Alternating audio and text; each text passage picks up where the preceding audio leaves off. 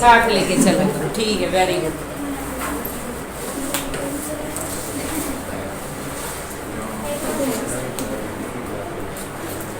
अच्छा, रिवीजन करवाना है मैंने फर्स्ट 2 चैप्टर का, सोल्यूशन एंड इलेक्ट्रो, ठीक है।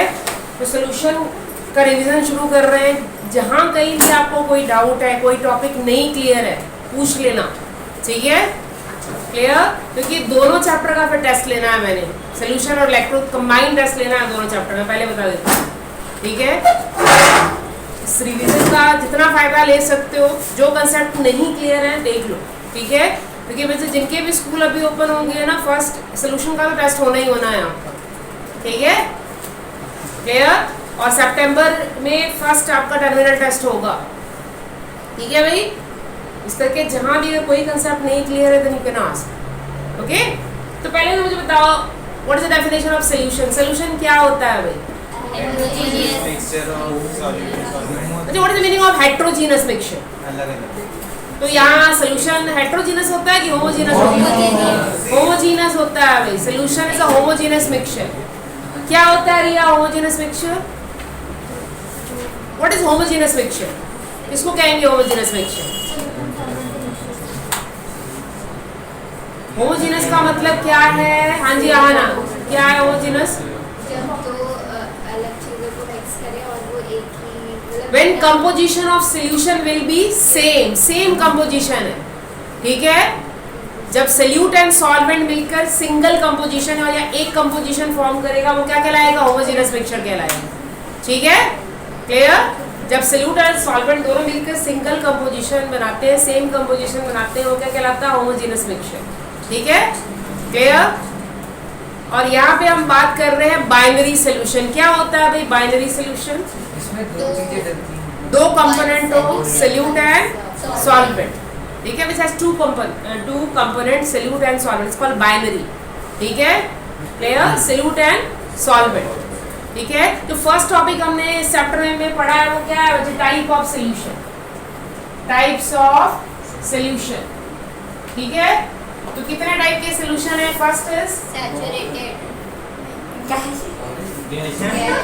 First is liquid solution, second is gaseous, and third is solid solution। तो इससे ना MCQ बनेंगे एग्जाम्पल से, ठीक है। First is liquid solution. ये जो हम डिफरेंशिएशन कर रहे हैं सॉलिड, लिक्विड और गैसियस सोल्यूशन किस बेसिस पे है? सॉल्वेंट के बेसिस पे है, ठीक है। अगर सॉल्वेंट क्या है? लिक्विड, तो उसको हम क्या कहेंगे? लिक्विड सोल्यूशन, ठीक है। अगर सॉल्वेंट क्या है? लिक्विड, तो क्या कहलाएगा? लिक्विड सोल्यूशन, ठीक है। तो कितने टाइप के होंगे बच्चे? ये 3 टाइप के हो जाएंगे, ठीक है। First is solid in liquid, solid solute है, लिक्विड सॉल्वेंट है, ठीक है। सॉलिड इन लिक्विड एग्जांपल क्या है? Solid in liquid NaCl dissolved in water, sugar dissolved, any salt dissolved in water is example of solid in liquid। कोई भी salt water में dissolve है, किसका एग्जांपल है? Solid in liquid, clear. Second is gas in liquid, तो यहाँ पे gas solute है, water solvent. Gas in liquid Coca Cola, carbonated water, ठीक है, क्लियर। जितने भी कार्बोनेटेड वाटर है वो सारे इसके एग्जांपल हैं, ठीक है। या बच्चे एक्वेटिक एनिमल जो वाटर में रह रहे हैं वो भी डिसॉल्व ऑक्सीजन यूज कर रहे हैं, ठीक है, तो वो भी इसका एग्जांपल है। And third is liquid in liquid, दोनों लिक्विड है, सोल्यूट भी और सॉल्वेंट। अल्कोहल इन वाटर, ठीक है, अल्कोहल इन वाटर एग्जांपल है लिक्विड इन लिक्विड का, अल्कोहल इन वाटर, ठीक है। तो अल्कोहल इन वाटर एग्जांपल है लिक्विड इन लिक्विड। तो वैसे एग्जांपल से डेफिनेशन मतलब जो क्वेश्चन बनेंगे वो एग्जांपल से बनेंगे, ठीक है, clear. Second is gaseous solution, जहां गैस क्या है? सॉल्वेंट, ठीक है। तो फर्स्ट एग्जांपल है इसका gas in gas, gas solute और गैसी सॉल्वेंट है। एयर एग्जांपल है इसका, ठीक है, air is a homogeneous mixture, ठीक है, और सॉल्यूशन एक तरह से हम कह सकते हैं गैस इन गैस, ठीक है। Second is liquid, liquid in gas, humidity example है वैसे, humidity is example of liquid in gas, ठीक है। और भी कोई एग्जांपल है इसका? क्लोरोफॉर्म इन नाइट्रोजन गैस, क्लोरोफॉर्म इन नाइट्रोजन गैस इसका एग्जांपल है गैसियस सॉल्यूशन का। एमसीक्यू बनेगा, वैसे याद रखना है इससे, ठीक है। Chloroform in nitrogen gas is example of gaseous solution, ठीक है। And third example is solid in gas, यानी सॉलिड सॉल्यूट है। Camphor in nitrogen gas, camphor in nitrogen gas example है सॉलिड इन गैस का, कैम्फर इन नाइट्रोजन गैस, ठीक है। Smoke भी कह सकते हो, स्मोक भी इसका एग्जांपल है, ठीक है, solid in gaseous solution. Clear है ये, ठीक है। नेक्स्ट है सॉलिड सॉल्यूशन। तो सॉलिड सॉल्यूशन में फर्स्ट सेम आ जाएगा gas in solid, gas dissolve in solid. Any example means gas dissolve in solid, hydrogen gas in platinum और पैलेडियम कैटलिस्ट, वो इसका एग्जांपल है।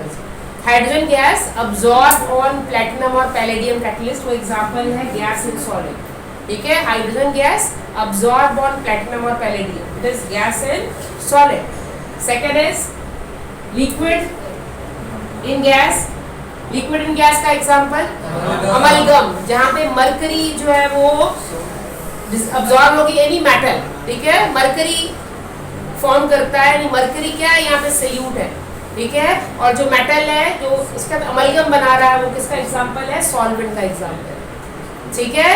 And last one is solid in solid, alloy example है solid in solid, ठीक है। तो याद रखना बच्चे, अलॉय ये क्वेश्चन आया हुआ है, alloy is example of solid in solid, homogeneous mixture है ये सॉलिड इन सॉलिड का अलॉय, ठीक है।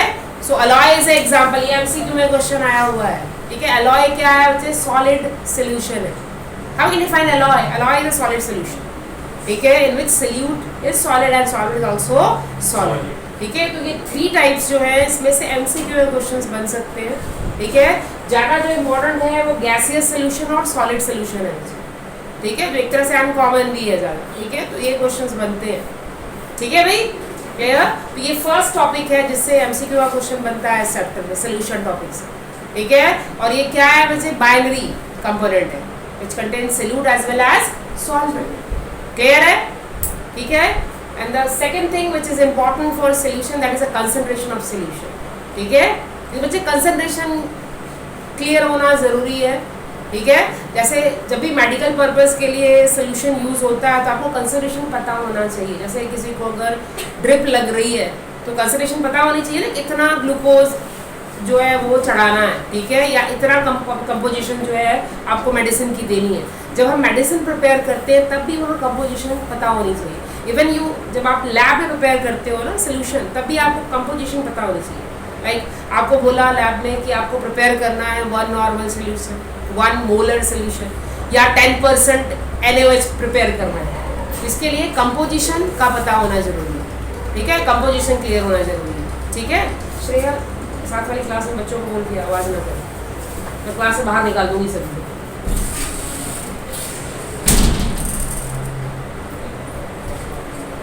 ठीक है भाई। सो ये टाइप है सोल्यूशन के, 2 तरह के सोल्यूशन, 3 तरह के सोल्यूशन। आगे हमने क्या पढ़ना है बच्चे, कंसंट्रेशन टर्म्स, ठीक है, कंसंट्रेशन टर्म्स, क्लियर। सो कंसंट्रेशन मैंने बताया ना, कंसंट्रेशन इंपॉर्टेंट है, ठीक है, कि आपको कंसंट्रेशन क्लियर होना चाहिए जब आप लैब में सोल्यूशन प्रिपेयर कर रहे हो या मतलब कोई मेडिसिन प्रिपेयर कर रहे हो, ठीक है, तो कंपोजिशन क्लियर होनी चाहिए। तो अगला टॉपिक जो कि इस चैप्टर से है वो कंसंट्रेशन टर्म है, ठीक है। अभिनंदन, क्या होती है concentration, how you define concentration, कैसे डिफाइन करोगे concentration, what is concentration, concentration of solution, what does it mean. Solvent ਦੇ ਵਿੱਚ ਸੋਲਿਊਟ ਕਰਨਾ, you can say that amount of solute present in solution, amount of solute present in solution is known as concentration, ठीक है। कितना amount solute का है solution में वो क्या कहलाता है, कंसंट्रेशन, ठीक है। और कंसंट्रेशन को रिप्रेजेंट करने के लिए अलग अलग टर्म है बच्चे, ठीक है, क्लियर। मैं प्रायोरिटी वाइज आपको बता देती हूँ, सबसे इंपॉर्टेंट जो है उससे शुरू करके, ठीक है, clear.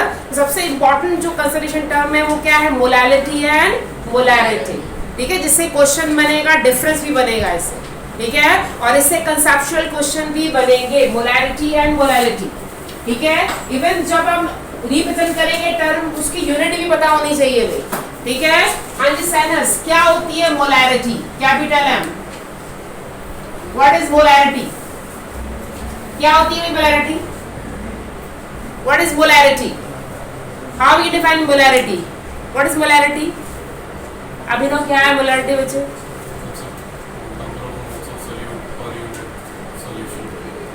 It is the number of moles of solute dissolved per liter of solution.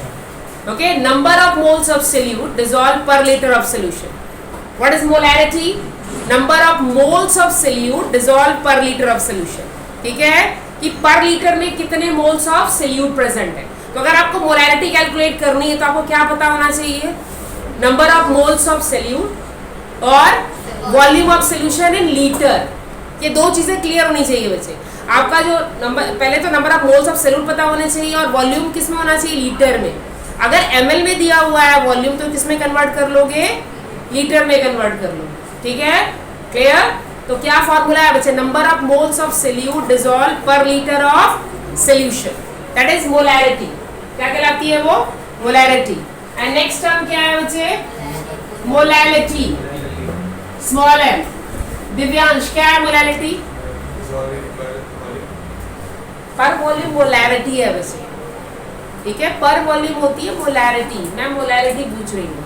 What is molarity? Riya, what is molarity?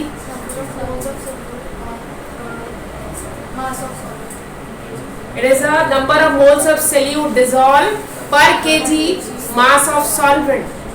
ठीक है, number of moles of solute dissolve पर केजी मास ऑफ सॉल्वेंट. ठीक है, ये सबसे बड़ा डिफरेंस है बच्चे. यहाँ पे क्या है? नंबर ऑफ मोल पर लीटर ऑफ सोल्यूशन है. यहाँ पे number of moles per KG of solvent है. यहाँ सोल्यूशन का वॉल्यूम है, यहाँ पे सॉल्वेंट का मास है केजी में. ठीक है, तो दोनों केस में कॉमन क्या है बच्चे? नंबर ऑफ मोल्स कॉमन है दोनों केस में. बट डिफरेंस क्या है? यहाँ पर वॉल्यूम ऑफ सोल्यूशन है, यहाँ पर केजी मास ऑफ सॉल्वेंट है. ये फर्क है दोनों में और डिफरेंस आएगा दोनों में.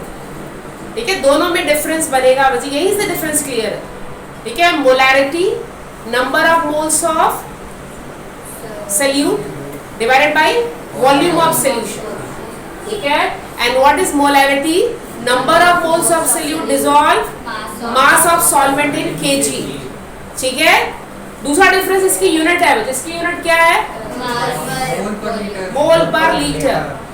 इसकी यूनिट मोल पर लीटर है. And what is the mole पर केजी? मोल पर केजी. मोलैरिटी की यूनिट मोल पर केजी. ठीक है, और कोई डिफरेंस है? Molarity depend on temperature. Which one depend on temperature? Molarity और मोलैरिटी? मोलैरिटी डिपेंड करती है टेंपरेचर. मोलैरिटी. ठीक है, मोलैरिटी इज इफेक्टेड और depend on temperature. Molarity independent of temperature. Molarity temperature के ऊपर डिपेंड नहीं करती. ठीक है, molarity is independent of temperature. Molarity temperature के ऊपर डिपेंड नहीं करेगी. ठीक है, क्लियर? मोलैरिटी डिपेंड करती है क्योंकि मोलैरिटी में वॉल्यूम है ना, वॉल्यूम का फर्क आएगा जब आप टेम्परेचर बढ़ाओगे. यहाँ पे क्या है? Number of mole mass of solvent. Mass of solvent पे कोई फर्क नहीं पड़ेगा. ठीक है, यहाँ मोल पर वॉल्यूम है, वॉल्यूम चेंज हो जाएगा टेम्परेचर के साथ. ठीक है, और क्योंकि यहाँ मास ऑफ सॉल्वेंट है वो टेम्परेचर के साथ चेंज नहीं होगा. ठीक है, अब मेरा नेक्स्ट क्वेश्चन है which one is better to express conservation? Molarity. Molarity is better to express conservation because it is unaffected by temperature और नॉट इफेक्टेड बाय टेम्परेचर. ठीक है, मोलैरिटी बेटर है टेम्परेचर को एक्सप्रेस करने के लिए क्योंकि ये इफेक्टेड नहीं है टेम्परेचर से. क्लियर है? ठीक है, तो नंबर ऑफ मोल्स कैसे निकालने हैं सभी को आता है बच्चे? Given mass over molar mass. जैसे आपको NaOH के नंबर ऑफ मोल्स निकालने हैं, मान लो 10 ग्राम दिया हुआ है NaOH, तो नंबर ऑफ मोल्स कितने हो जाएंगे? 10 डिवाइडेड बाय NaOH का मास होता है 40, तो ये नंबर ऑफ मोल्स आ जाएंगे 10 डिवाइडेड बाय 40. ठीक है, नंबर ऑफ मोल्स निकालना है तो given mass over molar mass. NaOH का मोलर मास कितना होता है? 40, तो 10 divided by 40 it is the number of moles. ठीक है, और मान लो वॉल्यूम दिया हुआ है 250 ml, तो उसको किस में कन्वर्ट करोगे? लीटर में कन्वर्ट करोगे. ठीक है, ये याद रखना. ठीक है, वॉल्यूम जो है वो लीटर में कन्वर्ट करना है. सेम यहाँ अगर मोलैरिटी निकालनी है, मान लो यहाँ पे मास ऑफ सॉल्वेंट दिया हुआ है 500 ग्राम, तो उसको केजी में कन्वर्ट करना पड़ेगा. ठीक है, ये ध्यान रखना. क्लियर? तो सबसे इम्पोर्टेंट टर्म ये है इस टॉपिक से, कंसर्वेशन टर्म. क्लियर? इसके बाद जो नेक्स्ट टर्म इम्पोर्टेंट है इस टॉपिक से वो क्या है? Mole fraction. Next which is important for ये डेफिनेशन डिफाइन करने के लिए भी आता है, मोल फ्रैक्शन डिफाइन करने के लिए भी आया हुआ है, मोल फ्रैक्शन, इसको हम x से रिप्रेजेंट करते हैं। What is mole fraction? क्या है mole fraction? Anyone? Anjil, Anika, what is mole fraction?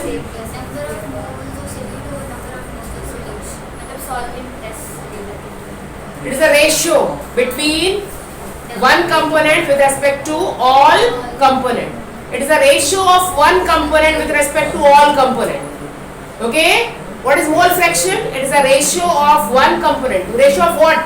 Ratio of number of moles of one component with respect to number of mole of all component. Okay? What is a mole fraction? It is a ratio of number of moles of one component with respect to all component. Clear? Okay? Like अगर आपको दिया हुआ है 10% NaOH और आपको इसका mole fraction निकालना है, तो पहले क्या निकालना पड़ेगा बच्चे? नंबर ऑफ मोल्स निकालने पड़ेंगे NaOH के। 10% NaOH का मतलब क्या? यहाँ दिया है weight by wait. 10% NaOH weight by wait का मतलब क्या है? 10 ग्राम NaOH है और 90 ग्राम क्या है? वाटर है, H2O। ठीक है, 10 ग्राम NaOH का मतलब क्या है बच्चे? 10% NaOH। ठीक है, जिसको भी न्यूमेरिकल में प्रॉब्लम है ध्यान से देखो, मैंने न्यूमेरिकल सॉल्व करवाने हैं अभी आप लोगों से। ठीक है, 10% NaOH का मतलब क्या है बच्चे? 10 ग्राम NaOH है और 90 ग्राम क्या है? वाटर है। ठीक है, अब मान लो आपको मोल फ्रैक्शन निकालना है NaOH का। ठीक है, तो मैंने क्या डेफिनेशन बोली कि number of moles of one component. NaOH का मोल फ्रैक्शन निकालना है तो number of mole NaOH divide by number of moles of all component. ठीक है, ऑल कंपोनेंट में सॉल्यूट प्लस सॉल्वेंट के नंबर ऑफ मोल्स आ जाएंगे। ठीक है, तो आप पहले नंबर ऑफ मोल्स किसके लिए निकालोगे? NaOH के लिए। तो NaOH का गिवन मास कितना है? 10 और मोलर मास NaOH का आप निकाल लो 23 प्लस 16 प्लस 1 40 है। ठीक है, डिवाइडेड बाई 40, सो 1/4। ठीक है, 0.2 आ जाएंगे नंबर ऑफ मोल्स। ठीक है, क्लियर? अब वाटर के नंबर ऑफ मोल्स निकालोगे। Number of moles of water 90 divided by 18 कितना आ जाएगा? 5। ठीक है, क्लियर? ओके, अब आपने नंबर ऑफ मोल फ्रैक्शन किसके लिए निकालना है? NaOH के लिए। ठीक है, so number of moles of NaOH divide by number of moles of NaOH plus number of moles of water, तो ये मोल फ्रैक्शन आ जाएगा। ठीक है, क्लियर? और मोल फ्रैक्शन की कोई यूनिट होगी? क्योंकि रेशियो है बच्चे, रेशियो की यूनिट नहीं होती। ठीक है, यूनिट लेस होगा। और ये भी एमसीक्यू में आया है कि what is unit of mole fraction. ठीक है, फिर आप यूनिट ढूंढते रह जाना उसमें। ठीक है, ये क्वेश्चन ऐसे ही आया हुआ है, what is unit of mole fraction. ठीक है, मोल फ्रैक्शन क्या है बच्चे? रेशियो, रेशियो की कोई यूनिट नहीं होगी। ठीक है, रेशियो की कोई यूनिट नहीं है। क्लियर? तो जब भी आपने मोल फ्रैक्शन कैलकुलेट करना है तो पहले नंबर ऑफ मोल्स निकालना पड़ेगा और जिसका मोल फ्रैक्शन निकालना है उसके नंबर ऑफ मोल्स ऊपर आएंगे और नीचे सम ऑफ ऑल कंपोनेंट्स। ठीक है, अगर 3 कंपोनेंट है तीनों का सम हो जाएगा। क्लियर है? ओके, ठीक है, तो this is mole fraction. Second important topic है फ्रॉम कंसंट्रेशन टर्म्स। ठीक है, क्लियर? सो मोलैरिटी, मोलैरिटी क्लियर है। The next is mole fraction. ज्यादातर क्वेश्चन बच्चे इन्हीं तीनों टॉपिक पर रिवॉल्व होते हैं। ठीक है, ये 3 टॉपिक ही ज़्यादा इंपॉर्टेंट है, molarity, molarity and mole fraction. ठीक है, ज़्यादातर बच्चे कहाँ फंसते हैं न्यूमेरिकल में? अगर डेंसिटी दी हो तो।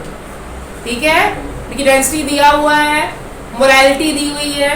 ठीक है, या ऐसे दिया 10% NaOH सोल्यूशन दिया हुआ है और डेंसिटी दी हुई है, बच्चे डेंसिटी से वॉल्यूम निकल जाता है। ठीक है, और डेंसिटी के थ्रू आप वॉल्यूम निकाल के क्या कैलकुलेट कर सकते हो? मोलैरिटी।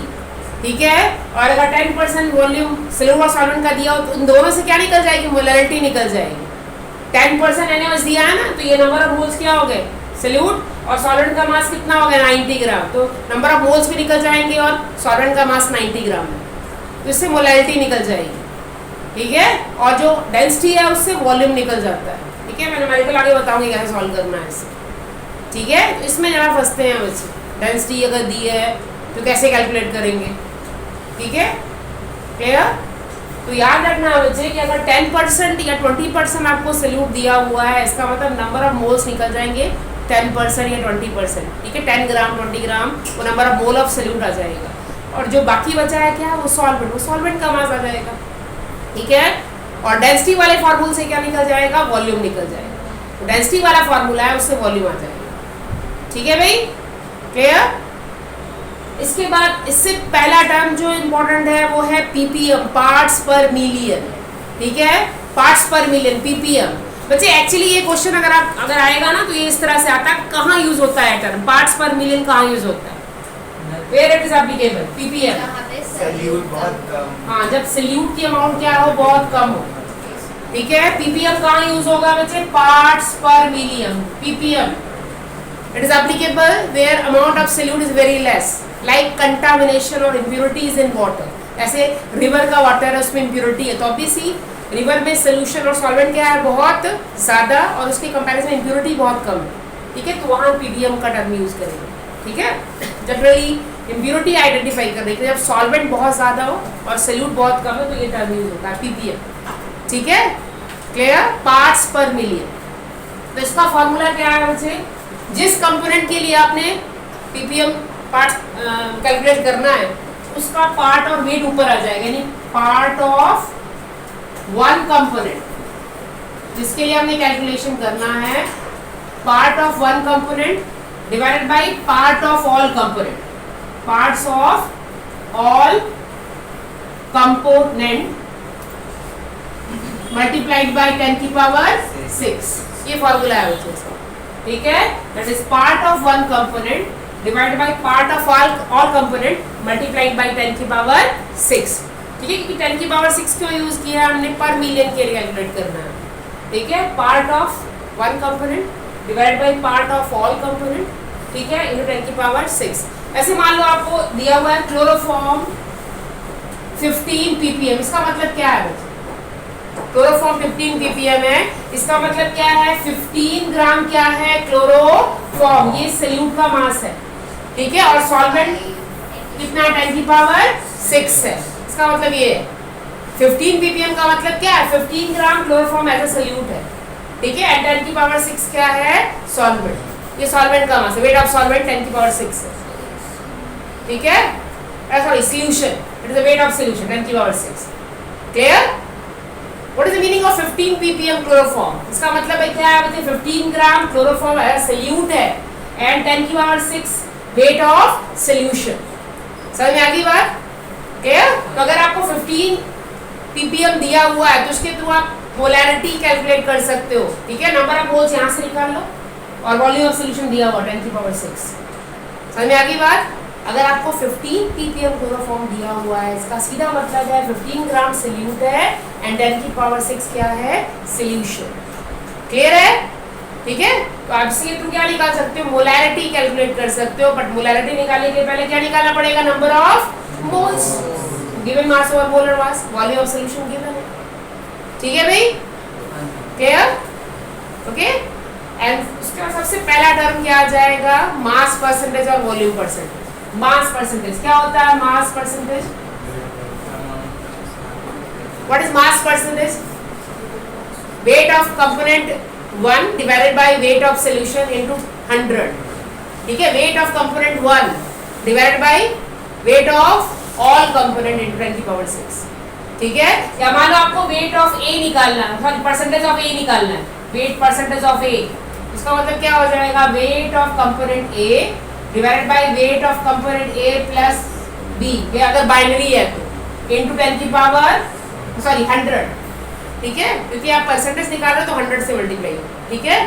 जिसका परसेंटेज कंपोजिशन निकालना है उसका वेट ऊपर आ जाएगा, नीचे क्या आ जाएगा, जितने कंपोनेंट है उनका सम, ठीक है, क्लियर। तो यहाँ पे हम बाइनरी बात कर रहे हैं तो सॉल्यूट प्लस सॉल्वेंट यानी सॉल्यूशन का वेट आ जाएगा नीचे इनटू 100, क्योंकि आप परसेंटेज निकाल रहे हैं, ठीक है।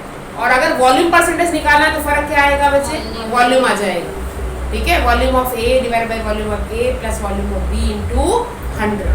अगर वॉल्यूम परसेंटेज निकालना है तो volume of A divided by volume of A plus B into 100, clear है, ठीक है।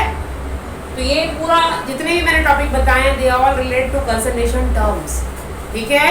यूनिट्स हर एक टर्म के लिए याद रखियो, ठीक है। ज़्यादातर यूनिट मोलैरिटी, मोल फ्रैक्शन याद है ना, मोल फ्रैक्शन डिफाइन करने के लिए आया हुआ है उसे, और मोलैरिटी भी डिफाइन करने के लिए आ सकती है, ठीक है, क्लियर। मैंने पहले ही बोला है कि आपने टॉपिक छोड़ना नहीं है, ठीक है, कि ये इजी टॉपिक है, ये डेफिनेशन नहीं आ सकती है डेफिनेशन, ठीक है, डिफरेंस आ सकता है किसके बीच में, मोलैरिटी के बीच, मोलैरिटी और मोलैरिटी, ठीक है, क्लियर। सो फॉर्मूलाज क्लियर है, न्यूमेरिकल बन जाएंगे। So write down some numerical based upon this, ठीक है, न्यूमेरिकल्स लिखो, write down some numerical based upon this topic.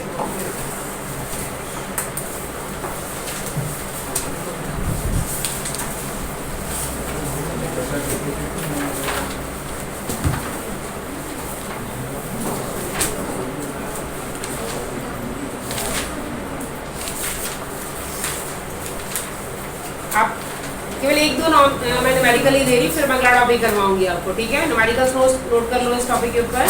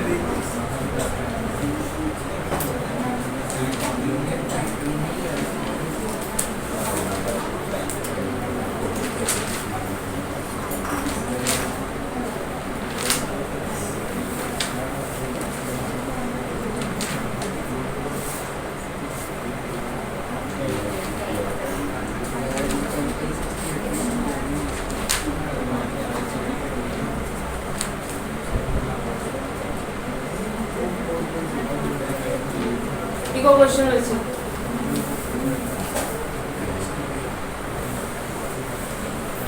An antifreeze solution is prepared. An antifreeze solution is prepared. An antifreeze solution is prepared from. An antifreeze solution is prepared from 222.6 gram.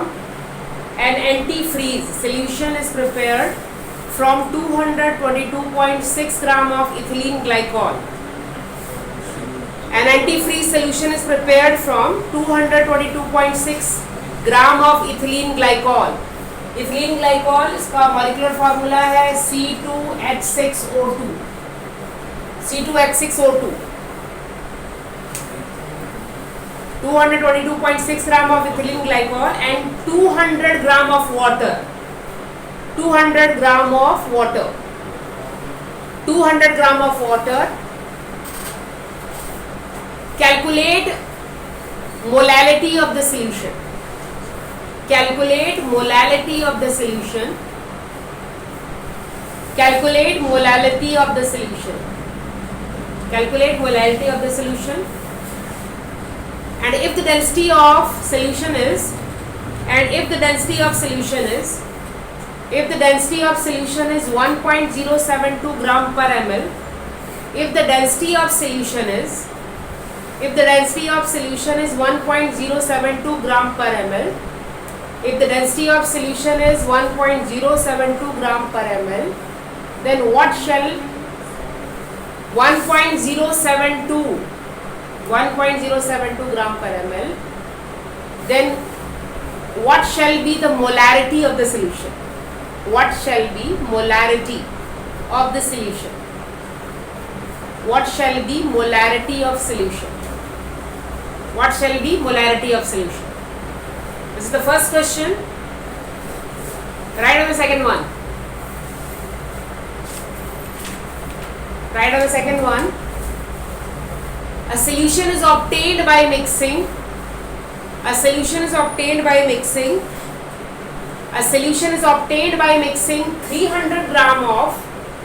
A solution is obtained by mixing 300 gram of 25% solution. 300 gram of 25% solution.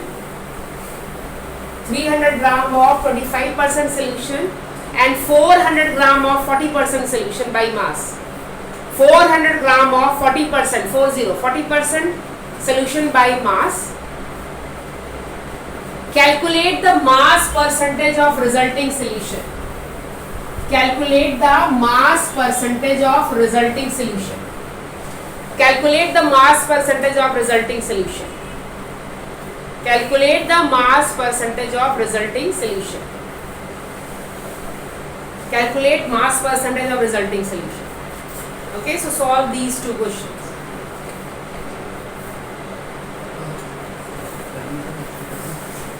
First one, antifreeze solution is prepared from 222.6 gram of ethylene glycol and 200 gram of water. Calculate molality. Okay, molality of solution. Molality formula पता है आपको, number of moles of solute divided by mass of solvent. तो यहाँ पे solvent और solute क्या है बच्चे? Solute ethylene glycol है, ठीक है, and water solvent है. वाटर दूसरा कुछ ज्यादा है इसमें कोई गल नहीं.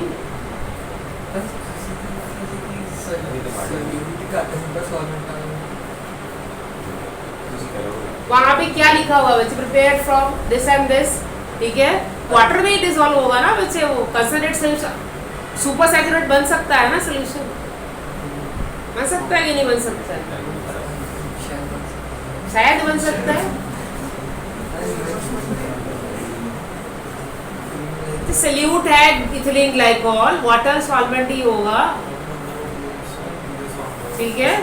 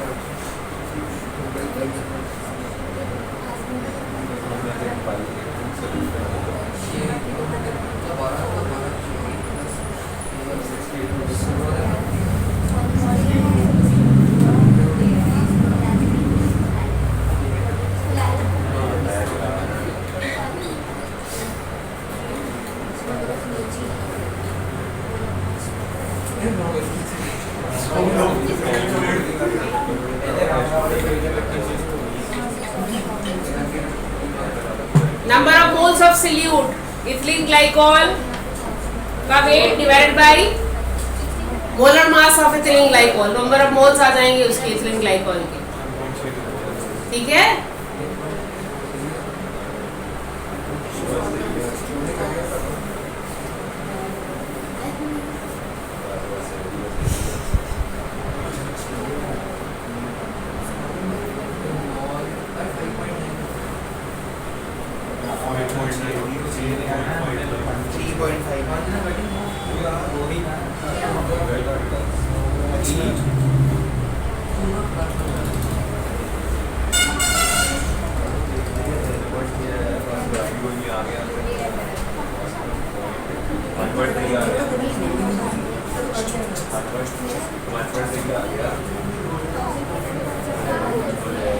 हुई बस नहीं किसी कैलकुलेट मोलालिटी.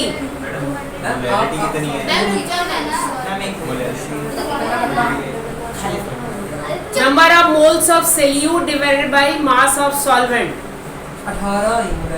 17.18 तक आनी है, 17 पॉइंट कुछ आना है. मोलालिटी ना स्मॉल m 17 पॉइंट कुछ आनी है उसे, ठीक है. राउंड अप करके 18 हो जानी है. यूनिट पूरी लिखना है बच्चे, ग्राम पर सॉरी मोल पर केजी.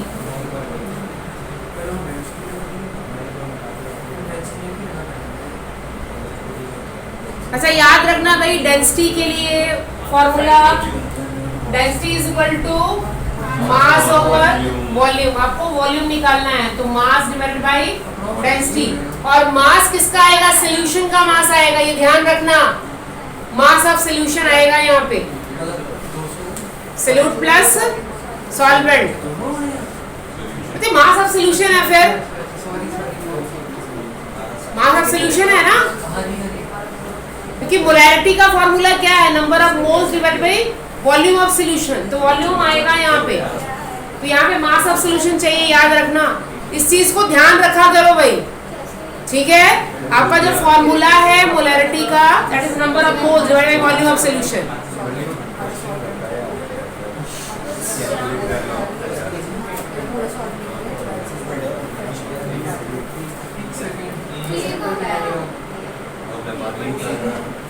क्या हुआ श्रेया, देखो फॉर्मूला क्या है पहले मुझे बता, नंबर ऑफ मोल्स कहाँ निकाले तुमने? हाँ, गिवन मास कितना है? ये मोलर मास है, ये मोलर मास है, गिवन मास कितना है? हाँ, 200 ग्राम की वाटर का है, तो नंबर ऑफ मोल्स किसके निकाल रही है? सॉल्यूट के निकाल रही है, ये ध्यान रखा, ठीक है। 222 पॉइंट, ठीक है, डिवाइडेड बाय दिस, क्या नंबर ऑफ मोल्स आएगी, ठीक है। वो जो है वो वाटर का मास है, सॉल्वेंट का मास है।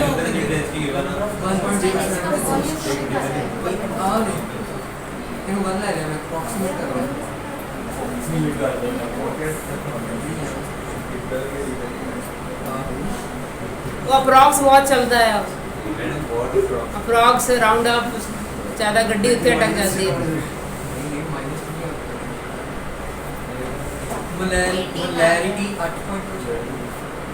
मोलैरिटी कैपिटल M 9.1, मेरी 8.9 तक है। हाँ 9, वो तो राउंड ऑफ किया होगा तूने जबरदस्त, हाँ अप्रॉक्स।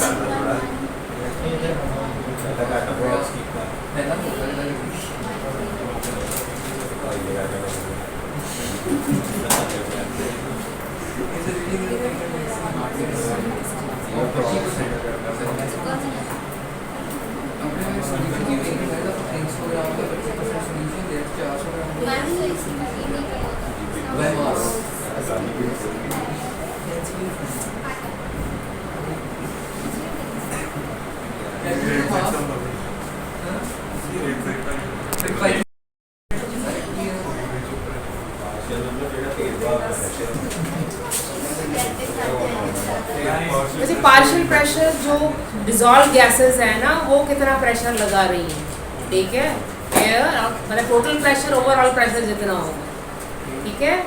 तो बच्चे जो नेक्स्ट टॉपिक सोल्यूशन चैप्टर से करना है वो है solubility and factor affecting solubility, ठीक है। और ये टॉपिक बच्चे याद रखना इम्पॉर्टेंट है for MCQ, assertion reason and for reasoning question, ठीक है। Solubility, factors affecting solubility, value based question अगर बनेगा इस टॉपिक से तो वो बनेगा हेनरीज लॉ से, ठीक है। अदरवाइज नॉर्मली इस टॉपिक से जो क्वेश्चन आएंगे वो एमसीक्यू असर्शन रीजन के क्वेश्चन आएंगे, ठीक है, क्लियर। तो फर्स्ट व्हाट इज सॉल्युबिलिटी, कैसे डिफाइन करोगे बच्चे सॉल्युबिलिटी को, व्हाट इज सॉल्युबिलिटी? हाँ जी आप नो क्या डेफिनेशन है सॉल्युबिलिटी की, व्हाट इज सॉल्युबिलिटी? सॉल्युबिलिटी को कैसे डिफाइन करोगे? It is amount of solute present in or dissolved in solution, ठीक है, amount of solute dissolved in, ठीक है। नंबर ऑफ मोल वो मोलैरिटी के लिए है, बट अगर सॉल्युबिलिटी तो अमाउंट ऑफ solute dissolved, ठीक है, इन solution, that is called solubility, ये solubility कहलाएगी बच्चे, ठीक है। देन फैक्टर्स डिपेंड करेंगे क्या डिसॉल्व हो रहा है सोल्यूशन में, सॉलिड और गैस, ठीक है। दो पार्ट में डिवाइड करके हम पढ़ेंगे इसको, solubility of solid in liquid and second is solubility of gas in liquid, ठीक है। तो जो पहला टॉपिक है इससे solubility of solid in liquid and factor affecting solubility of solid in liquid, ठीक है। एमसीक्यू और बेसिकली असर्शन का क्वेश्चन यहाँ से बनता है बच्चे, solubility of solid in liquid. तो कौन कौन से ऐसे फैक्टर हैं which effect solubility of solid in liquid? The first factor is temperature, ठीक है, temperature, the first factor is temperature which affects solubility of solid in liquid, the first factor is temperature, ठीक है। और ये कौन सा principle follow करता है बच्चे? ली चैटलियर प्रिंसिपल, ठीक है, it is according to Le Chatelier principle. Le Chatelier principle के अकॉर्डिंग सॉल्युबिलिटी जो है वो इफेक्टेड होगी, ठीक है। कि ली चैटलियर प्रिंसिपल क्या कहता है कि जो इक्विलिब्रियम है उस डायरेक्शन में शिफ्ट होगा जिस डायरेक्शन में जो चेंज है वो अनडू हो जाए, ठीक है, क्लियर। तो यहाँ हम बात करेंगे दो तरह के सॉल्ट होंगे, endo and exothermic salt, okay. Clear? जो सॉल्ट है बच्चे उनका नेचर होता है या तो जब आप सॉल्ट को डिसॉल्व करते हो तो हीट वो ऑब्जॉर्व करेगा, एंडोथर्मिक सॉल्ट होगा, और कई सॉल्ट ऐसे होते हैं जब आप डिसॉल्व करेंगे तो वो हीट इवॉल्व करते हैं, ठीक है? So remember, for endothermic salt temperature is directly proportional to solubility. Okay, clear? For endothermic salt temperature is directly proportional to solubility. ठीक है, यानी अगर आप टेम्परेचर बढ़ाओगे सॉल्युबिलिटी क्या हो जाएगी? इंक्रीज हो, एंडोथर्मिक सॉल्ट के लिए. ठीक है, लाइक NaCl है, जितना टेम्परेचर बढ़ाओगे उतना डिसॉल्व होता जाएगा ये. ठीक है, पर कुछ सॉल्ट एक्सोथर्मिक होते हैं. ठीक है, कुछ ही सॉल्ट है जो एक्सोथर्मिक नेचर के होंगे, जैसे सोडियम सल्फेट है, एक्सोथर्मिक सॉल्ट है ये, सोडियम सल्फेट. ठीक है, आप टेम्परेचर बढ़ाओगे सॉल्युबिलिटी क्या हो जाएगी? डिक्रीज हो जाएगी. Na सोडियम हाइड्रोक्साइड जो है that is also in exothermic salt. तो आप अगर टेम्परेचर बढ़ाते हो तो ऑलरेडी हीट बाहर निकल रही है और टेम्परेचर आप और बढ़ा रहे हो, तो रिएक्शन उस डायरेक्शन में प्रोसीड होगी जिस डायरेक्शन में बढ़ा हुआ टेम्परेचर क्या हो जाए? अनडू हो जाए. ठीक है, तो जनरली क्या रिलेशन है टेम्परेचर और सॉल्युबिलिटी का? On increasing temperature solubility increases, क्योंकि मैक्सिमम सॉल्ट एंडोथर्मिक ही होंगी. ठीक है, कि आप टेम्परेचर बढ़ाओगे सॉल्युबिलिटी इंक्रीज करेगी. तो ये सीधा MCQ का क्वेश्चन यहाँ से बनता है. What is the effect of temperature on solubility of salt और सॉलिड? ठीक है, सो temperature and solubility is directly proportional. फिर ये भी क्वेश्चन बनता है कौन सा प्रिंसिपल यहाँ पे अप्लाई हो रहा है? It is according to Le Chatelier principle. Le Chatelier principle के अकॉर्डिंग है. ठीक है, clear? And for exothermic salt temperature inversely proportional है सॉल्युबिलिटी. टेम्परेचर बढ़ाओगे सॉल्युबिलिटी कम हो जाएगी. Clear? And the second factor is nature of solute and solvent. Second factor, nature of solute and solvent. ठीक है, और यहाँ क्वेश्चन बनता है like solute dissolve in like solvent. Explain. What is the meaning like solute dissolve in like solvent? It is according to nature of solvent or interaction between solute and solvent. ठीक है, ये explain करने के लिए आता है बच्चे question कि explain like solute dissolve in like solvent. Okay, like NaCl dissolve easily dissolve in water. ठीक है, NaCl क्यों easily dissolve हो जाता है? सेम कंसेप्ट है, like solute dissolve in like solvent because NaCl and water both are polar in nature. दोनों polar nature के हैं बच्चे, इंटरेक्ट करेंगे दोनों, इंटरेक्शन इजीली होगा. ठीक है, आयंस जो है वो इजीली इंटरेक्ट करेंगे क्योंकि दोनों का नेचर सेम है. ठीक है, इजीली इंटरेक्ट करेंगे. Clear? What happens when we dissolve NaCl into benzene solution? बहुत कम सॉल्युबल होगा कि बेंजीन नॉन पोलर है. ठीक है, क्लियर? तो याद रखना ये एक्सप्लेन करने के लिए आता है कि explain like solute dissolve in like solvent. ठीक है, you will explain at least with one example. Okay, अगर पोलर है सॉल्यूट तो सॉल्वेंट भी क्या होना चाहिए? पोलर, तब वो इजीली इंटरेक्ट करेगा. ठीक है, अगर सॉल्यूट पोलर है सॉल्वेंट पोलर होना चाहिए, अगर सॉल्यूट नॉन पोलर है तो सॉल्वेंट नॉन पोलर होना चाहिए. ठीक है, तब इंटरेक्शन होगा बच्चे. ठीक है, तो सेकेंड फैक्टर है like solute dissolve in like solvent. Clear? And what about third factor? Pressure. ठीक है, प्रेशर. ठीक है, प्रेशर का कोई सिग्निफिकेंट इफेक्ट नहीं होता. There is no significant effect of pressure on solubility of solid. ये क्वेश्चन भी MCQ में आया हुआ है कि what is the effect of pressure on solubility of solid? It increases, decreases, unaffected. ठीक है, तो कोई इफेक्ट नहीं होगा. सॉल्युबिलिटी ऑफ सॉलिड के ऊपर प्रेशर का कोई इफेक्ट नहीं होता. ठीक है, सॉलिड जो है वो उसकी सॉल्युबिलिटी प्रेशर से इफेक्टेड नहीं होगी. ठीक है, ये तीन मेजर फैक्टर है. उसके अलावा स्टरिंग मैंने लिखवाया था, जब आप स्टर करते हो सोल्यूशन. ठीक है, स्टरिंग भी सॉल्युबिलिटी इंक्रीज करती है क्योंकि इंट्रैक्शन बढ़ जाता है सॉल्यूट और सॉल्वेंट के बीच में. जितना आप स्टर करोगे सोल्यूशन को मिक्स करोगे. ठीक है, स्टरिंग फोर्थ फैक्टर आप मेंशन कर सकते हो. स्टरिंग करने से क्या होगा कि इंट्रैक्शन बढ़ेगा किसके बीच में? Solute and solvent. और एक और चीज़ है बच्चे, सरफेस एरिया सॉल्यूट का जितना ज़्यादा होगा उतना इजीली वो डिसॉल्व होगा. ठीक है, सॉल्यूट का सरफेस एरिया जितना बढ़ेगा, जितना ज़्यादा होगा उतना इजीली डिसॉल्व होगा. जैसे मैं आपको एग्जांपल देती हूँ, आपको 4 ऑप्शन में दे रही हूँ, आपने बताना किस पे ज़्यादा सॉल्युबिलिटी होगी. शुगर सोल्यूशन क्रिस्टल के फॉर्म में. ठीक है, sugar solution in crystal form in hot water. ठीक है, sugar solution in normal water. ठीक है, powder sugar in normal water. Okay, clear? And powder sugar in hot water. Powder in hot water, powder surface area ज़्यादा होगा बच्चे, powder जितना आप करोगे ना सरफेस एरिया बढ़ जाएगा, सॉल्युबिलिटी इंक्रीज होगी। क्योंकि हॉट वाटर क्यों किया, क्योंकि हॉट वाटर टेम्परेचर ज़्यादा है तो सॉल्युबिलिटी और इंक्रीज हो जाएगी। ठीक है, तो याद रखना पाउडर फॉर्म में ज़रा सॉल्युबल होगा कि सरफेस एरिया बढ़ जाता है।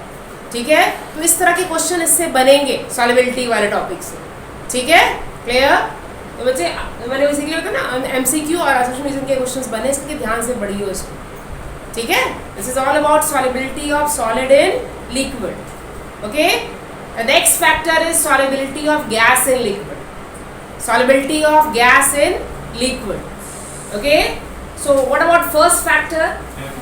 Temperature. Okay, temperature is inversely proportional to solubility of gas.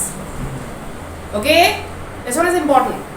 Temperature is inversely proportional. Why? Because addition of gas in water is exothermic. ठीक है, तो यहाँ भी ली चार्टली प्रिंसिपल लगेगा। क्यों, ये क्वेश्चन भी आता है बच्चे, क्यों इनवर्सली प्रोपोर्शनल, ये क्वेश्चन है।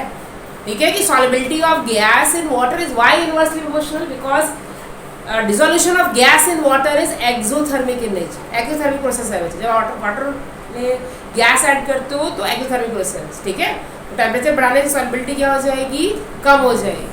जितना आप टेम्परेचर बढ़ाओगे solubility डिक्रीज होगी। ठीक है, क्लियर?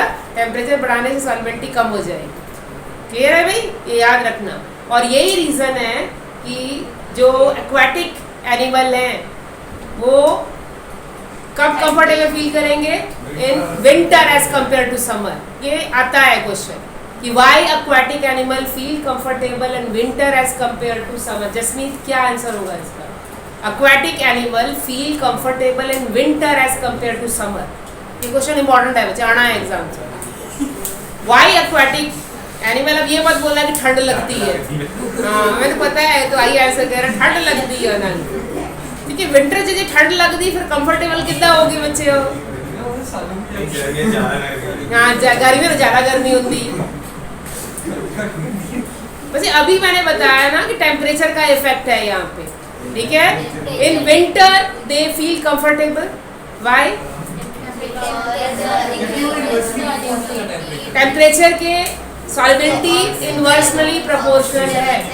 ठीक है, क्योंकि विंटर में क्या है, टेम्परेचर कम है, जितना टेम्परेचर कम होगा सॉल्युबिलिटी उतनी ज़्यादा होगी। ठीक है, in winter temperature is low so solubility of gas is high. Clear? Okay, in winter temperature is low so solubility of gas in water is high and that's why they feel comfortable in winter. And what about summer? Solubility of gas decreases. ठीक है, solubility कम हो गई बच्चे summer में, summer में solubility कम हो गई। ठीक है, क्योंकि टेम्परेचर बढ़ गया and that's why they feel not comfortable in summer. ठीक है, तो ये क्वेश्चन इंपॉर्टेंट है। ठीक है, तो नहीं लिखना कि ठंड लगती गर्मी लगती है। ठीक है, अपना कंसेप्ट नहीं लगाना है इतने। ठीक है, लॉजिक ना गल करनी है आपको। ठीक है, पानी पाइए गर्मी है, हाँ। पानी का ठंडा होता है। जी बिल्कुल है। सॉल्युबिलिटी बढ़ती है। जैसे सॉल्ट है, जो एंडोथर्मिक सॉल्ट है वो क्या करेंगे, टेम्परेचर डाउन कर देंगे ना। जितने भी एंडोथर्मिक सॉल्ट है वो टेम्परेचर डाउन करेंगे। ठीक है, हाँ, पानी ठंडा करते हैं एंडोथर्मिक सॉल्ट जड़े हैं। ठीक है, बट द साइड इफेक्ट भी तो होगा ना सॉल्ट का। ठीक है, वो सारी चीज़ें देख के मतलब ऑब्जर्वेशन करके फिर प्रैक्टिकली अप्लाई करीदा। ठीक है भाई, तो फर्स्ट फैक्टर क्या है सॉल्युबिलिटी ऑफ गैस के लिए, that is temperature. Okay, second factor nature of solute and solvent. ठीक है, तो यहाँ भी इंटरेक्शन मैटर करेगी। जो इजीली लिक्विफाई हो जाती हैं गैस वो हाईली सॉल्युबल होती हैं गैसेस विच इजीली लिक्विफाई। और ऐसी कौन सी गैसेस है जो इजीली लिक्विड में कन्वर्ट होती है? Ammonia, carbon dioxide, highly soluble है ये। दो फैक्टर है बच्चे, इनके लिए KH की वैल्यू लेस होती है। ठीक है, और ये इजीली लिक्विफाई हो जाती है। ठीक है, क्लियर? एंड जो गैसेस इजीली लिक्विफाई नहीं होंगी वो लेस सॉल्युबल होंगी क्योंकि उनके KH की वैल्यू ज़्यादा होगी। ठीक है, तो आगे नेक्स्ट फैक्टर आएगा तो सॉल्यूट एंड सॉल्वेंट का इंटरेक्शन। ठीक है, सेकंड फैक्टर क्या है? Interaction between solute and solvent and gas and water. ठीक है, and third factor is pressure. ठीक है, तीसरा फैक्टर प्रेशर है बच्चे। ठीक है, कि pressure is directly proportional to solubility of gas. ठीक है, pressure is directly proportional to mass of solute. Pressure directly proportional है मास ऑफ सॉल्यूट, ठीक है, क्लियर। ये दो रिलेशन है, एक तो मास ऑफ सॉल्यूट के साथ है, जितना प्रेशर बढ़ाओगे उतना ज़्यादा सॉल्यूट क्या होगा, डिसॉल्व होगा, ठीक है। जितना प्रेशर इंक्रीज करोगे उतना ज़्यादा सॉल्यूट का मास डिसॉल्व होगा, ठीक है। पर सेकंड जो कंसेप्ट दिया था हेनरी ने दिया था, वो मोल फ्रैक्शन के लिए दिया था, ठीक है। According to Henry's law pressure is directly proportional to mole fraction of solute, D is mole fraction of solute, ठीक है। ये नॉर्मल प्रेशर और मास का रिलेशन है कि pressure is directly proportional to mass of solute, ठीक है। जितना प्रेशर बढ़ाओगे उतना गैस का जो मास है डिसॉल्व होता जाएगा, ठीक है, क्लियर। और बाद में हेनरीज ने लॉ दिया था, हेनरी का लॉ क्या कहता है, pressure is directly proportional to mole fraction of solute. तो ये लॉ इंपॉर्टेंट है बच्चे एग्जाम पर्सपेक्टिव से और न्यूमेरिकल के लिए, ठीक है। हेनरीज लॉ इंपॉर्टेंट है, ये स्टेटमेंट भी आ जाएगी इसके एग्जाम में और इससे न्यूमेरिकल भी आएंगे, ठीक है। और हेनरी कांस्टेंट से आपको असर्शन रीजन का क्वेश्चन और एमसीक्यू का क्वेश्चन मिलेगा हेनरीज कांस्टेंट से, clear, okay. Pressure is directly proportional to mole fraction of solute, that is according to Henry's law, ठीक है, clear. This is the pressure of gas, clear, xp mole fraction of solute, ठीक है। आप proportionality का sign हटाओगे वहां constant आ जाएगा kh, and what is kh here, Henrys constant, ठीक है, क्लियर। और ये बता दो बच्चे हेनरीज कांस्टेंट और solubility of gases inversely proportional है। तो इससे एमसीक्यू का क्वेश्चन बेसिकली असर्शनिज्म का क्वेश्चन बनेगा, solubility is inversely proportional to kh, most important question है असर्शनिज्म के लिए, ठीक है। kh इनवर्सली प्रोपोर्शनल है सॉल्युबिलिटी के, ठीक है। ये याद रखना बच्चे, जिस गैस की सॉल्युबिलिटी ज्यादा है उसकी kh की वैल्यू लो होगी, ठीक है। Solubility is inversely proportional to kh, important है असर्शनिज्म और एमसीक्यू के लिए, ठीक है। If kh is high then solubility is low, ठीक है। जिन गैसेस के लिए kh की वैल्यू हाई है उनकी सॉल्युबिलिटी कम है, like nitrogen, helium less soluble है क्योंकि kh हाई है, ठीक है। और highly soluble like carbon dioxide, ammonia, ये हाईली सॉल्युबल में kh की वैल्यू लो है, ठीक है। तो याद रखना जिन गैसेस के लिए kh की वैल्यू कम होती है वो हाईली सॉल्युबल है, जिनके लिए kh की वैल्यू हाई है वो लेस सॉल्युबल। इससे क्वेश्चन बनता है वैसे, ठीक है। एमसीक्यू का क्वेश्चन भी बनेगा और असर्शनिज्म का क्वेश्चन भी बनेगा, ठीक है। एंड देन न्यूमेरिकल आएगा इससे, ठीक है। न्यूमेरिकल में जनरली क्या पूछते हैं, kh हेनरीज कांस्टेंट। न्यूमेरिकल में जनरली आपको कैलकुलेट करने के लिए आ सकता है हेनरीज कांस्टेंट kh, ठीक है। उस केस में क्या दिया होगा, P एंड xb, ठीक है। P pressure and xp mole fraction of solute. अगर आपको प्रेशर ऑफ सॉल्यूशन दिया है, मोल फ्रैक्शन दिया है, then you can calculate kh, तब आप kh कैलकुलेट कर सकते हो, ठीक है। That is pressure divided by xb, ठीक है। और सेकंड केस में जनरली पूछेंगे आपको सॉल्युबिलिटी, ठीक है। बच्चे कई बच्चे ना सॉल्युबिलिटी जब कैलकुलेट कर रहे हो तो xp तक छोड़ देते हैं, xp तक नहीं, नंबर ऑफ मोल्स निकालने हैं। सॉल्युबिलिटी अगर निकालनी है इसका मतलब नंबर ऑफ मोल्स निकालना आपने, ये ध्यान से सुन लो। अगर आपको न्यूमेरिकल में सॉल्युबिलिटी पूछा है, किसकी सॉल्युबिलिटी ऑफ सॉल्यूट, तो first you have to calculate xp and then nb निकालना आपने, ठीक है। स्टेप याद रखना बच्चे। If it is asked in your numerical then calculate solubility of solute. अगर आपको सॉल्युबिलिटी ऑफ सॉल्यूट कैलकुलेट करने के लिए बोला है तो पहले आप क्या निकालोगे, xp निकालोगे, clear. And then after that you will calculate nb, okay, clear, ठीक है भाई। अगर आपको सॉल्युबिलिटी पूछा है तो सबसे पहले आप क्या निकालोगे, xb कैलकुलेट करोगे। xb is equal to p divided by kh, ठीक है। प्रेशर दिया होगा, kh इज आल्सो गिवन, ठीक है भाई, क्लियर। और एक चीज याद रखना बच्चे, प्रेशर और kh की यूनिट सेम होनी चाहिए, ठीक है। अगर प्रेशर बार में है तो kh भी बार में होना चाहिए। अगर प्रेशर atm में है तो इसकी यूनिट atm, अगर ये पास्कल में है तो ये पास्कल में होना चाहिए, यूनिट सेम होनी चाहिए, ठीक है, क्लियर। यूनिट दोनों की सेम होनी चाहिए।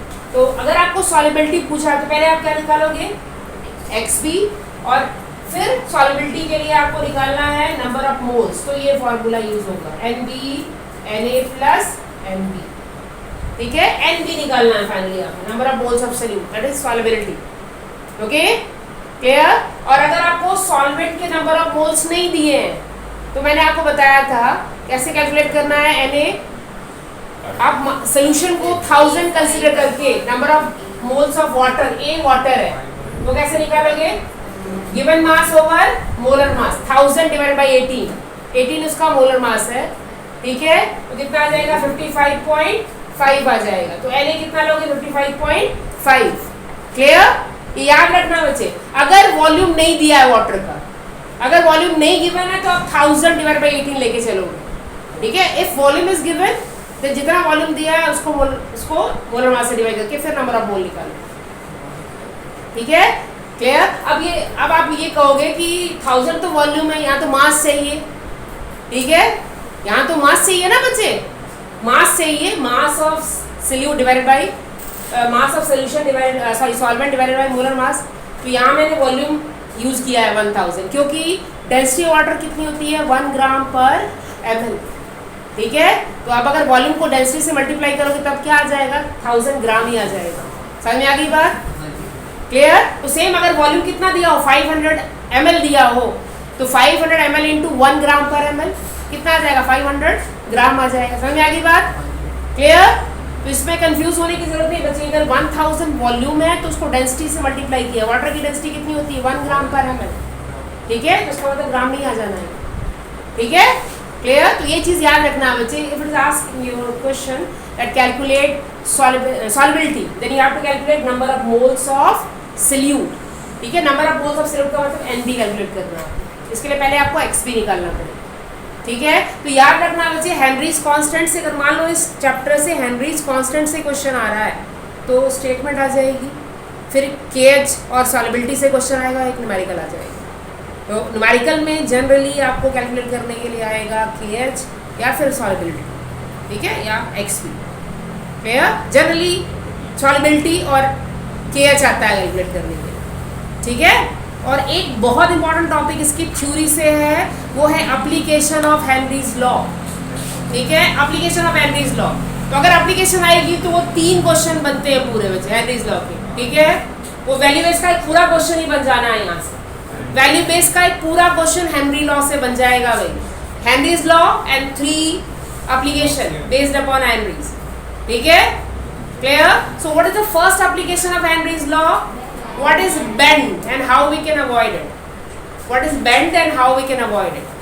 Bend क्या है और इसको कैसे अवॉइड करेंगे? पहला इंपॉर्टेंट क्वेश्चन है फ्रॉम हेनरीज लॉ। श्रेया गलत किया था यह क्वेश्चन पहले टेस्ट में, ठीक है। अब मैं बता रही, ध्यान से सुनना, ठीक है। Clear. What is bend and how we can avoid it? Most important question है। जिसको नहीं समझ में आया है एक बार ध्यान से सुन लो कि बेंड क्या है और कैसे अवॉइड करेंगे इसको, ठीक है। Clear. So what is bend? बच्चे जो स्कूबा डाइवर है, अब इसमें ना कई बार गैस आप गलत लिखते हो भाई, ठीक है। जो स्कूबा डाइवर जो पानी के अंदर जाएंगे वो अपने साथ क्या लेके जाएंगे? ऑक्सीजन सिलेंडर लेके जाते हैं ना, ठीक है। और ऑक्सीजन सिलेंडर में ऑक्सीजन के साथ नाइट्रोजन मिक्स होती है, ठीक है।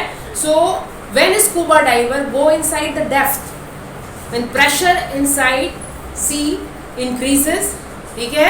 प्रेशर इंक्रीज होगा तो क्या होगा बच्चे? Solubility is also increases, solubility of gas increases, okay. And when they come on the surface suddenly pressure decreases, ठीक है। सो जब प्रेशर कम हो गया तो क्या होगा?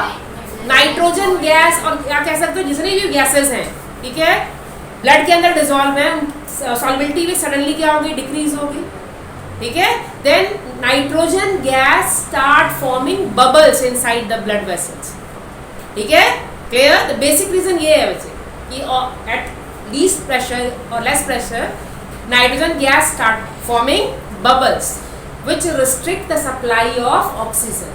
जब नाइट्रोजन बबल बनाना शुरू कर देती है वेसल के अंदर तो क्या हो जाता है? ऑक्सीजन की जो सप्लाई है वो कट ऑफ हो जाती है, रिस्ट्रिक्ट हो जाती है, ये ऑक्सीजन फ्लो नहीं करता है ब्लड के अंदर, वो रुक जाता है। और इस कंडीशन को ही क्या कहते हैं? बेंड कहते हैं, क्योंकि पूरी बॉडी पेन करती है इसमें। This condition is known as a bend. Clear. And how we can avoid it? By adding helium.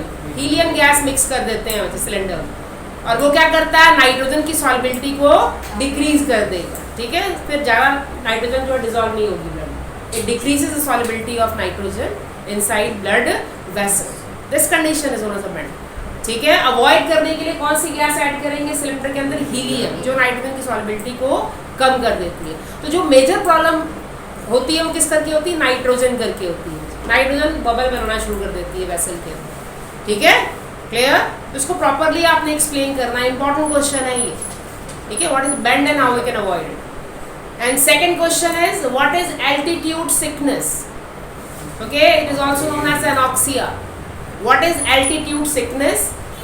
ठीक है, इसको एनॉक्सिया भी कहते हैं। What is altitude sickness? तो क्या है एल्टीट्यूड सिकनेस? हाइट पे प्रेशर क्या हो जाएगा? कम हो जाएगा। ठीक है, at height pressure decreases, pressure कम हो जाता है, एटमॉस्फेरिक प्रेशर कम हो जाएगा। ठीक है, क्लियर? क्योंकि जो हाइट है एटमॉस्फेयर की वो डेप्थ से काउंट करते हैं ना, मुझे कितना नीचे है, तो ऊपर जा रहे हो प्रेशर क्या होता जा रहा है? कम होता जा रहा है, प्रेशर डिक्रीज करेगा। ठीक है, so as pressure decreases solubility of gases also decreases in blood vessels. जैसे जैसे टेम्परेचर डिक्रीज कर रहा है तो solubility of gases also decreases in blood vessels. Okay, clear? तो बेसिकली किस गैस की solubility प्रॉब्लम क्रिएट करेगी? ऑक्सीजन। ठीक है, ऑक्सीजन कम हो जाता है, इनसफिशिएंट ऑक्सीजन रह जाती है ब्लड में। ठीक है, विच कॉज प्रॉब्लम। ठीक है, सफोकेशन होनी शुरू हो जाएगी, वॉमिटिंग आएगी, तो ये कंडीशन ही कहलाती है एल्टीट्यूड सिकनेस। ठीक है, क्लियर? वहाँ पे फिर अनकंफर्टेबल जो है ना बंदा फील करेगा। ठीक है, this condition is known as a altitude sickness और एनॉक्सिया कहते हैं, क्योंकि हाइट पे supply of gases basically oxygen insufficient हो जाएगा ब्लड वेसल्स के अंदर। ठीक है, एंड थर्ड एप्लीकेशन क्या है? Carbonated drinks. Okay, third application is carbonated drinks. So all carbonated drink contain dissolve carbon dioxide. Okay, all carbonated drinks contain carbon dioxide. ठीक है, and how carbon dioxide dissolve in that drinks? By applying high pressure. Okay, high pressure apply करके dissolve की हुई है। ठीक है, clear? So when you open the cap of carbonated drink, then what happens? Gas will fizz out. ठीक है, gas बाहर आ जाती है सारी। ठीक है, clear? Gas will fizz out. ठीक है, क्यों फिज आउट कर जाती है? Because solubility of gas decreases due to decrease in pressure inside the bottle. ठीक है, इनसाइड द बॉटल प्रेशर क्या हो गया? कम हो गया। ठीक है, that's why solubility of gas decreases. Clear? तो ये तीनों क्वेश्चन में से इंपॉर्टेंट है। ठीक है, तो अभी जो भी सॉलिबिलिटी वाला टॉपिक है उसमें सबसे इंपॉर्टेंट टॉपिक ही हेनरीज लॉ है। हेनरीज लॉ से क्वेश्चन बनेंगे। ठीक है, चाहे उसकी स्टेटमेंट है, एप्लीकेशन है, KH एंड सॉलिबिलिटी का क्या रिलेशन है, इंपॉर्टेंट है टॉपिक। ठीक है, and numerical based upon Henry's constant and Henry's law. Okay, clear? And factors affecting solubility of solid as well as gas evenly important for MCQ and assertion reason. ठीक है, और otherwise value based एक question पूरा Henry's law से बनता है।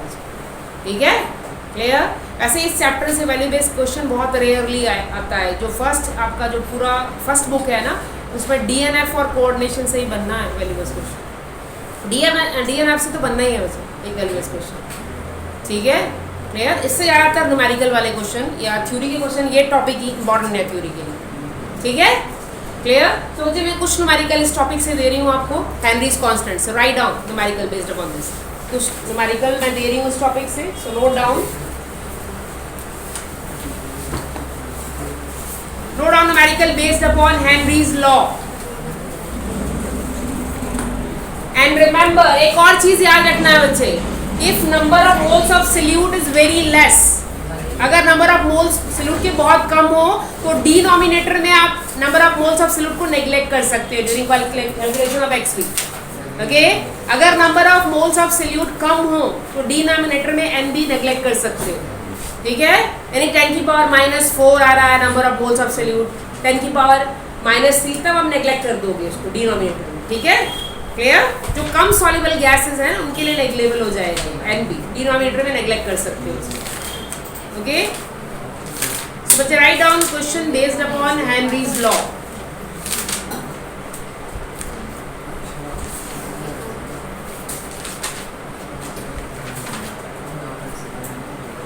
So write down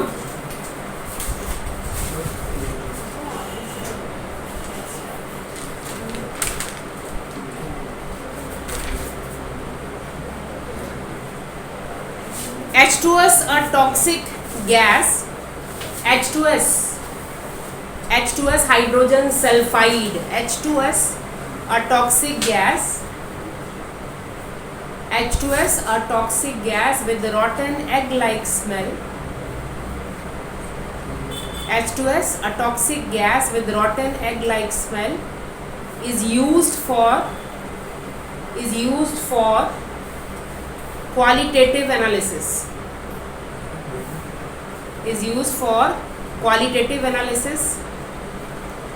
Is used for qualitative analysis. If solubility of H2S in water, if the solubility of H2S in water, if the solubility of H2S in water at STP, if solubility of H2S in water at STP is 0.195 molar, 0.195 molar, it means मोल पर KG. मोल का मतलब इतने मोल है पर KG में, सीधा concept है बच्चे, ठीक है. क्योंकि अगर आपको number of mole of solvent निकालने होंगे इससे पता लग जाएगा. मोल पर केजी है, इतने मोल है पर केजी, यानी इतने मोल किसके हैं, सल्यूट के, ठीक है. और सॉल्वेंट कितना है, 1 kg मतलब 1000 ग्राम, ठीक है. Clear. Calculate Henry's law constant, KH निकालना है आपको. You have to calculate Henry's law constant, KH. Henry's law constant KH. और बच्चे STP में बोला हुआ है, तो STP में प्रेशर होगा 1 atm एंड बार में प्रेशर होगा 0.985 बार, ठीक है. एट STP में आपको प्रेशर दिया नहीं होगा, आपको पता होना चाहिए बच्चे. STP में प्रेशर नहीं दिया होगा, ठीक है. तो आपको ये पता होना चाहिए STP प्रेशर कितना होगा, atm 1 atm होगा, और बार में इसकी वैल्यू कितनी होगी, 0.985 बार. तो आप ATM भी लिख सकते हो और बार, दोनों वैल्यू पुट कर सकते हो, ठीक है. वैसे बार कैलकुलेट कर लो, ATM में भी कैलकुलेट कर सकते हो, कोई प्रॉब्लम नहीं है. आसपास उतना ही आ जाएगा, 0.981 के आसपास ही आ जानी है वैल्यू, ठीक है. बार में लिख लेना वैल्यू, ठीक है, प्रेशर की 0.985. Okay. So you have to calculate KH Henry's constant निकालना है, प्रेशर डिवाइडेड बाय XB. तो पहले XB निकालो. पानी की जार है, पानी की जार है. हाँ बिल्कुल, 10 याद आया था, ठीक है. Pressure divide bye XP. तो फर्स्ट कैलकुलेट XP का formula NB divide by Na plus NB, ठीक है. Na number of moles of solute. Number of moles of solute कितने हैं, 0.195 बच्चे. बोला ना इतने मोल है पर केजी में, ठीक है. 0.195 इतने मोल हैं. ये मोल पर की मोलर का मतलब क्या है, इतने मोल है पर केजी में, 0.195, ठीक है. And what is the mass of solvent, 1000 पर केजी है, 1000 ग्राम हो जाएगा, ठीक है. तो number of moles of solvent Na कितना हो जाएगा, 55.5. 1000 डिवाइड बाय 18,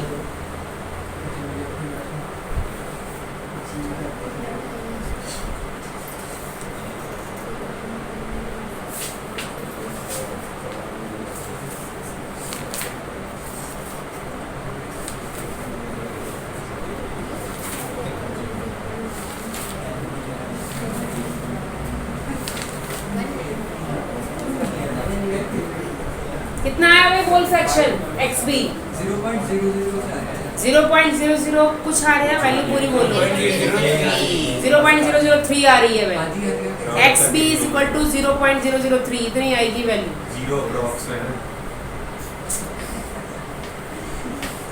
0 अप्रॉक्स नहीं होगा, 0.0035 इतनी है वैल्यू, 0.0035.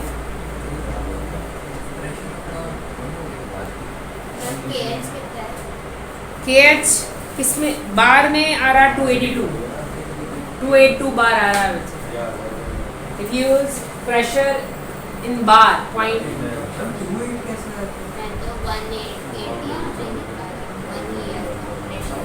हाँ तो फिर ATM के अकॉर्डिंग आ जाएगा. बार में 282 बार आ रहा है। 3.33 Yeah, yeah, solution. मैम 333 का डेसिमल कहिए 333 का डेसिमल कहिए 333.3 Yes, ma'am. ATM 333 Yes, ma'am. वो फिर आपने एटीएम में लिया तब आ रही है इतनी वैल्यू। बार बाहर चलोगे तो 300 थल्ले आनी है वैल्यू। बार एक ATM 180 अच्छा पॉइंट मैंने दसिया ना वैल्यू कितनी है बाहर से, कन्वर्ट कर लेते हैं ऑलमोस्ट सेम ही है।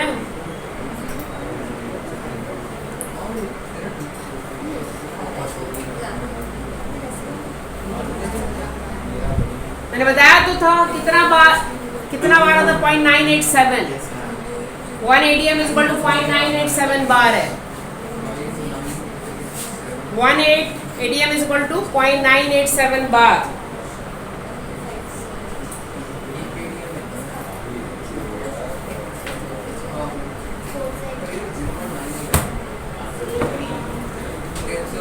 अच्छा राउंड ऑफ करोगे तो अप्रॉक्स आएगी वैल्यू फिर, ठीक है 300 तक आएगी वैल्यू अगर आप अप्रॉक्स लेके चलोगे तो, ठीक है अप्रॉक्स लेके चलोगे तो 300 के आसपास आएगी वैल्यू, Yes, ma'am. ठीक है हो गया जिनका। तो नेक्स्ट क्वेश्चन लिखो, फिर एक और क्वेश्चन लिखो, मैं अगला टॉपिक बता रही हूँ।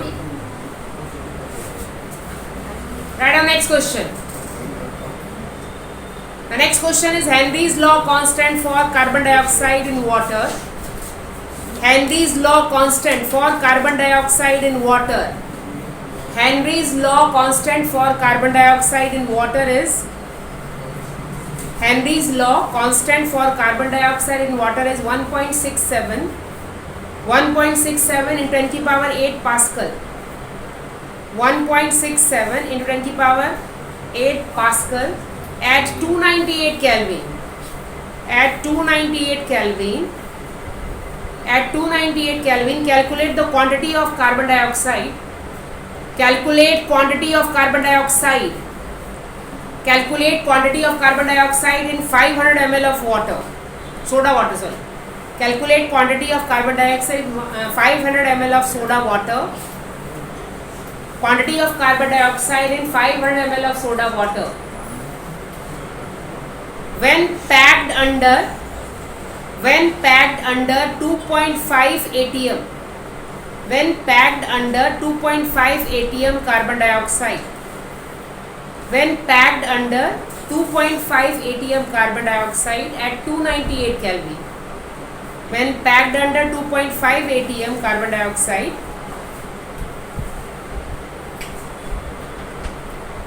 at 298 Kelvin.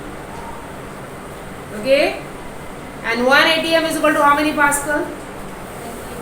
1.01 10 की पावर 5 Pascal, ठीक है 1 atm is equal to 1.01 10 की पावर 5 Pascal, क्योंकि कन्वर्ट करना पड़ेगा आपको atm को पास्कल में, क्योंकि पास्कल में दिया हुआ है, दोनों की यूनिट सेम होनी चाहिए, ठीक है 1 atm is equal to 1.01 in 10 की पावर 5 Pascal, ठीक है यूनिट सेम करो बच्चे, atm है उसको पास्कल में कन्वर्ट करो, दोनों की यूनिट सेम होनी चाहिए, ठीक है। तो what is the first step? पहले स्टेप में क्या निकालना आपने? पहले स्टेप में पहला आपको प्रेशर कन्वर्ट करना एक तो बाद की कैलकुलेट करना, प्रेशर तक कन्वर्ट करना मैं 10 से जितना जान लूँ। फर्स्ट XB कैलकुलेट करना है वैसे आपने, first you have to calculate XB निकालना है बस। XB फाइनली कैलकुलेट क्या करना है आपने?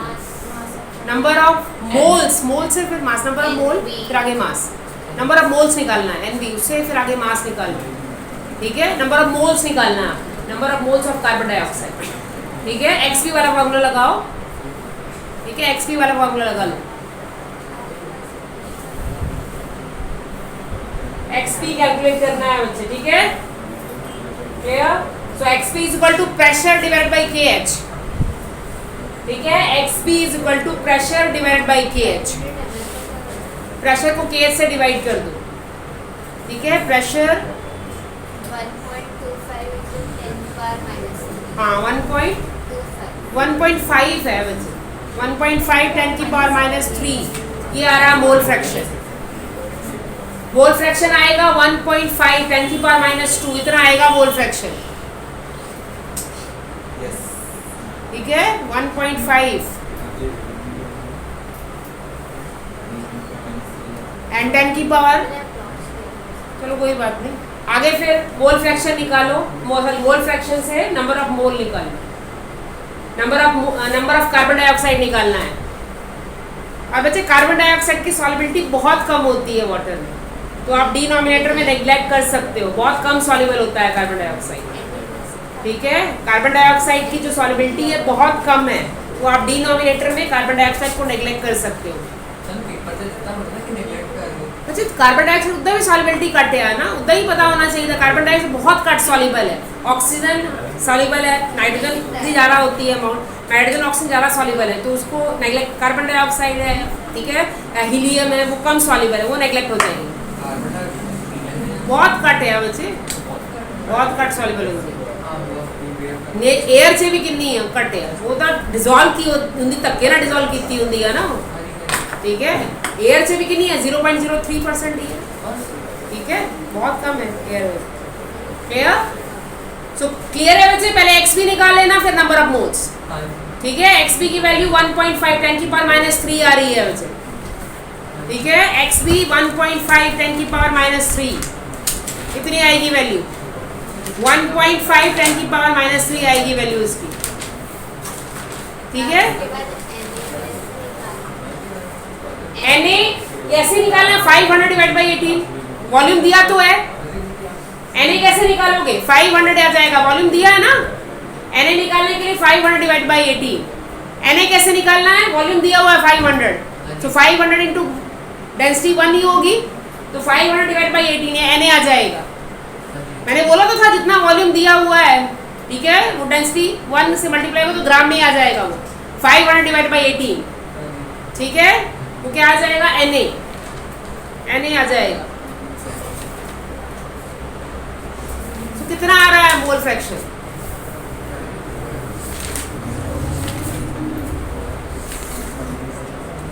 सॉरी मोल फ्रैक्शन के बाद नंबर ऑफ मोल्स कितने आ रहे हैं सॉल्यूट कार्बन डाइऑक्साइड, कितने आ रहे हैं 1.5 तो XB आया, फिर आगे नंबर ऑफ मोल्स नहीं कटने कार्बन डाइऑक्साइड दे 27.7। 20, चलो निकाल लो, मैं बता देती हूँ कर लो कैलकुलेट भाई, जल्दी करो।